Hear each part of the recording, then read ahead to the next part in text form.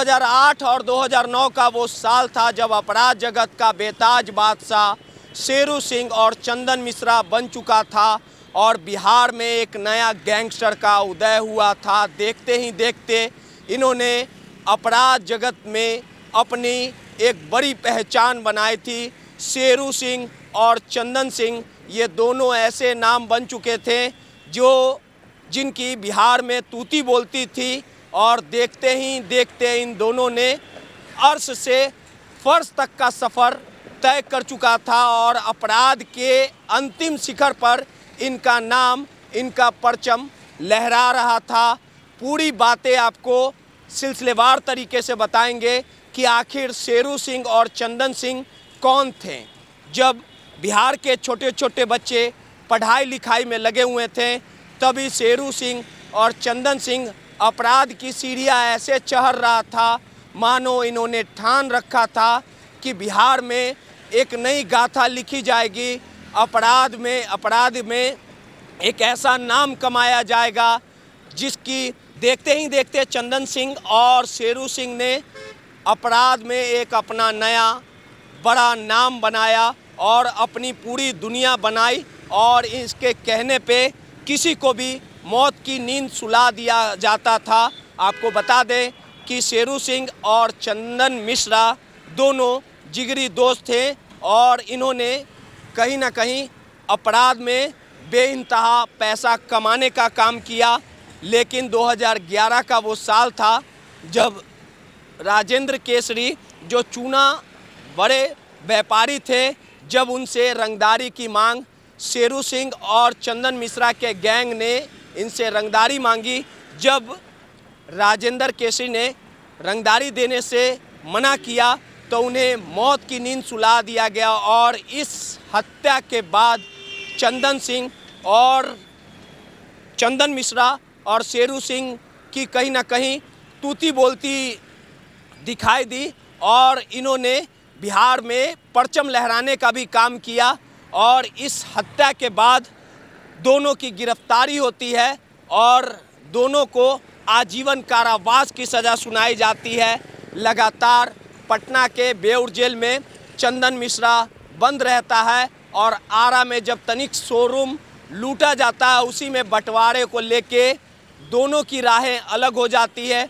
दोनों जिगरी दोस्त एक दूसरे के खून के प्यासे हो जाते हैं और कहीं ना कहीं जो दुश्मनी की लकीर शेरू सिंह और चंदन मिश्रा में जो खींची जाती है, दोनों एक दूसरे के खून के प्यासे हो जाते हैं। दोनों में 36 का आंकड़ा हो जाता है और इस पूरे हत्या के बाद, राजेंद्र केसरी की हत्या के बाद चंदन मिश्रा को उम्र कैद की सज़ा और शेरू सिंह को भी उम्र कैद की सज़ा सुनाई जाती है। इस पूरे मामले में 4 लोगों को उम्र कैद की सज़ा कोर्ट के माध्यम से जो आदेश आता है, जो सुनाई जाती है और उसके बाद लगातार दोनों के राहें अलग हो जाते हैं। लेकिन एक बार फिर से चंदन मिश्रा और शेरू सिंह सुर्खियों में है क्योंकि पटना के पारस अस्पताल में चंदन मिश्रा का गेम बजा दिया गया है, यानी उसकी हत्या कर दी गई है।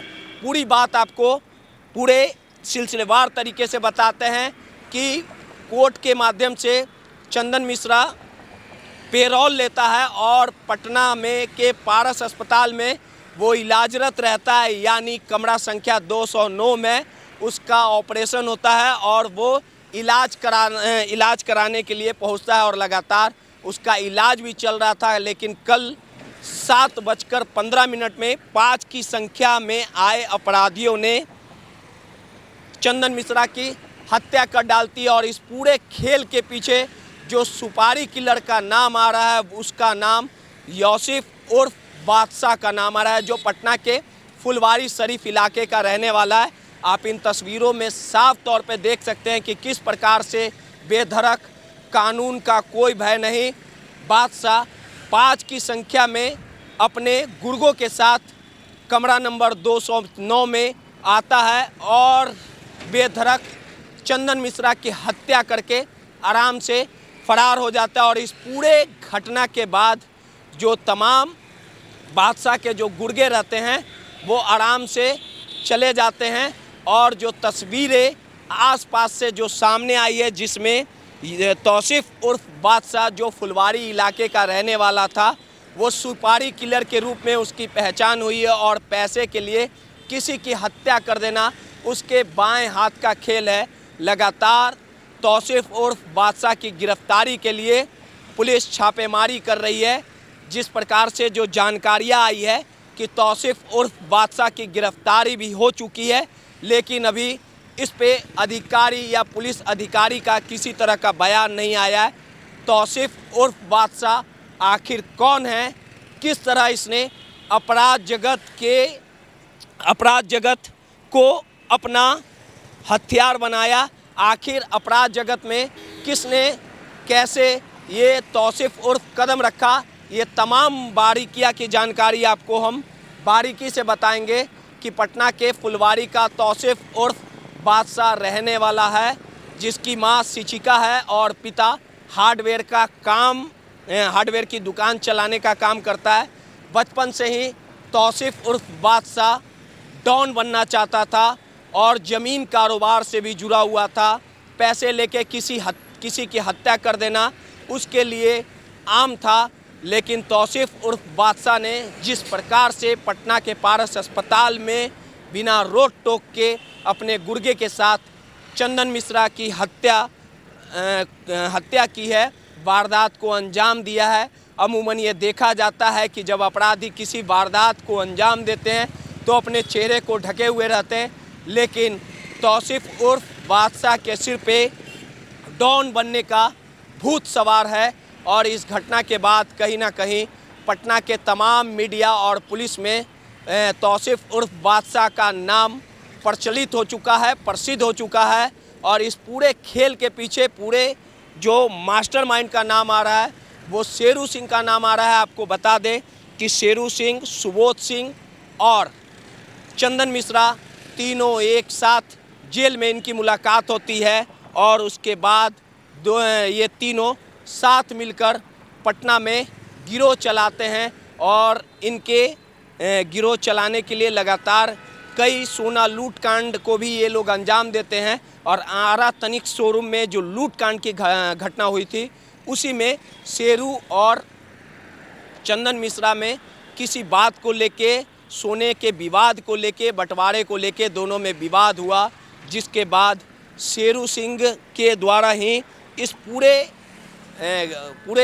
हत्या का गेम प्लान किया गया और शेरू ने ही कहीं ना कहीं जो तौसीफ उर्फ बादशाह को सुपारी देने का काम किया और उसके बाद ये वारदात को अंजाम दिया गया है। आपको बता दें कि पप्पू यादव ने भी कल पटना के पारस अस्पताल पहुंचने के बाद शेरू सिंह के नाम का खुलासा किया था। पुलिस हर एक एंगल से जांच कर रही है, लेकिन इतना ज़रूर तय है कि पटना में जो गैंगवार है वो चरम पर है और शेरू और चंदन मिश्रा के दोनों की राहें अलग थी। देखते ही देखते शेरू सिंह और चंदन मिश्रा ने अपराध जगत में एक बड़ा नाम कमाया था, एक बड़ा गैंग बनाया था, लेकिन पैसे के बंटवारे को लेके दोनों की राहें अलग हुई। आखिरकार शेरू सिंह ने ही चंदन मिश्रा को मौत के घाट उतरवाया। ये तमाम बातें पप्पू यादव ने कही थी। और आपको बता दें कि अपराध के रास्ते तौसीफ उर्फ बादशाह सियासत का सफ़र करने वाला था। उसकी एक पार्टी से नज़दीकी ताल्लुकात थे। जिस प्रकार से सोशल मीडिया पे तस्वीरें वायरल हुई हैं, खुद को समाज सेवी बताता था, पशुपति पारस के पार्टी से वो ताल्लुक़ रखता था।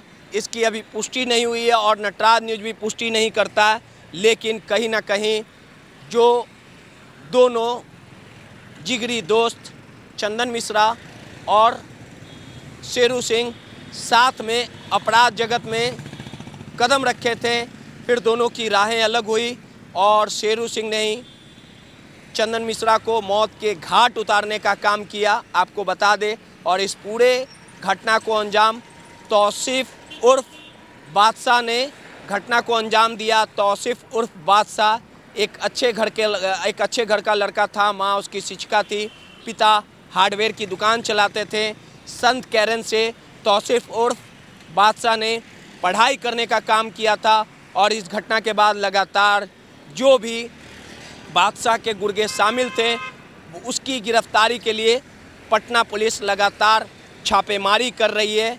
लेकिन कहते हैं कि अपराध का अंजाम कहीं ना कहीं बुरा ही होता है और चंदन मिश्रा की हत्या उसके साथी ने ही रणनीति रची और चंदन मिश्रा को मौत के घाट उतार दिया गया।